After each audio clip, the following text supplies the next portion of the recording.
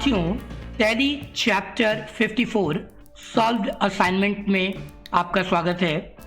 Question 1 से शुरू करेंगे। 1 स्टेट ट्रू और फॉल्स। 1.1 अब इस चैप्टर में मैंने आपको कुछ ऐसे पे हेड्स बताए जो कि आपको फ्यूचर में बेनिफिट देते हैं। तो शुरुआत करते हैं।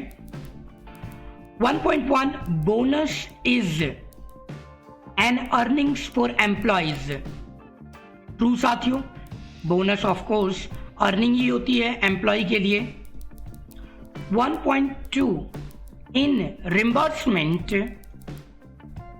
Employees pay expenses amount later on company pays them back. जी हाँ साथियों, रिम्बर्समेंट का मतलब ही होता है कि आप कोई खर्च अभी अपने पास से कर लीजिए और हम आपको उसका पैसा बाद में दे देंगे, तो इसीलिए उसको रिम्बर्समेंट कहा गया है। 1.3 gratuity amount will be calculated from the date of joining. False साथियों, ग्रेच्युटी का अमाउंट डेट ऑफ ज्वाइनिंग से नहीं कैलकुलेट होता है। ये कैलकुलेट होता है एक सर्टेन पीरियड के बाद, तभी आपको ये मिल पाएगा।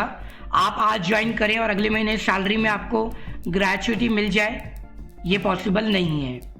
1.4 बोनस कैन बी फिक्स्ड और वेरिएबल।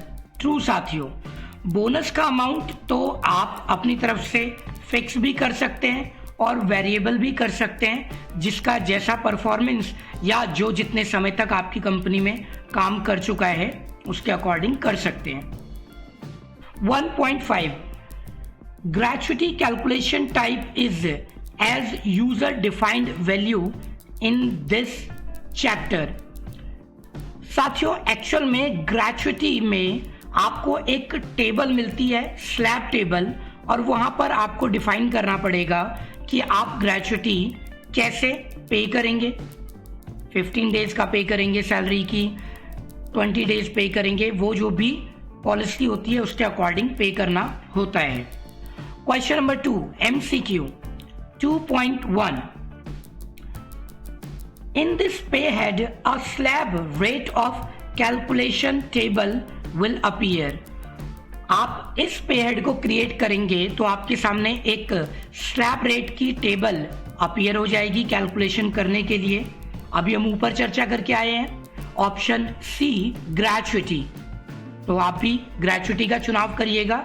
वीडियो चैप्टर में आपने देखा भी, ग्रेच्युटी में एक स्लैब टेबल आई जिसमें मैंने 15 दिन की सैलरी ऐड की थी। 2.2 Which pay heads amount will be payable to old employees? अब जो एम्प्लॉय पहले से आपकी कंपनियों में काम कर रहे हैं, पुराने हो चुके हैं, 3 साल, 4 साल, 5 साल, 10 साल, 20 साल, तो इनमें से कौन सा पे हेड आप उनको पे करेंगे? Option A gratuity. Gratuity same day से तो नहीं होगा न्यू एम्प्लॉयज के लिए, सो कुछ टाइम पीरियड आपने काम कर लिया होगा, उसके बाद ही आपको ये मिलना शुरू होता है। 2.3 We need to prepare slab rate of value for the tax pay head. इनमें से कौन सा टैक्स हेड है जिसके लिए आपको वैल्यू का स्लैब रेट बनाना पड़ता है? ऑप्शन ए प्रोफेशनल टैक्स, क्योंकि जीएसटी और टीडीएस में तो स्लैब रेट आपको डिफाइन नहीं करना है, आप प्रोफेशनल टैक्स में सैलरी के अकॉर्डिंग डिफाइन करते हैं। 15,000 की सैलरी पर ये प्रोफेशनल टैक्स होगा, 20,000 की सैलरी पर ये होगा, 50,000 पर ये होगा, स्टेट वाइज आप डिफाइन कर देते हैं। Question 2.4 Which is current liabilities pay head type for company in this chapter? Chapter के अकॉर्डिंग आपने देखा वहां पर टैली ग्रेच्युटी को करंट लायबिलिटीज दिखा रही है, सो हमारा ग्रेच्युटी हो गया करंट लायबिलिटीज चैप्टर के अकॉर्डिंग। 2.4 का ए ऑप्शन सही जवाब। 2.5. What is the full form of NPS? National pension scheme. Option B सही जवाब. यहां पर हम एनपीएस का चुनाव करेंगे. सो क्वेश्चन नंबर 3, इसमें आपको रिवीजन करना है पिछले चैप्टर का, और प्रैक्टिकल टास्क में आपको रिवाइज करना है, क्योंकि आपको काफ़ी दिन हो गए रिवीजन किए हुए.